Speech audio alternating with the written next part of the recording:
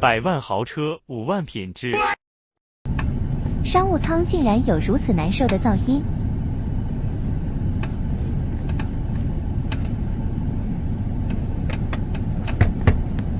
老板，这个声音困扰我好久，去了好几家维修中心也解决不了。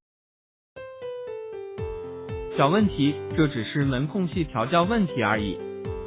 很多师傅告诉你，只要贴上这个贴纸，跟这个塑胶圈就可以解决问题了。请别再胡扯，那只是暂时性而已。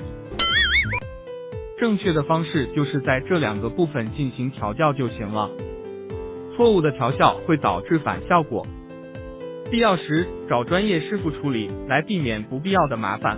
最后调校后再确保门没有晃动就行了。请关注我们。我们是MD Auto Toyota。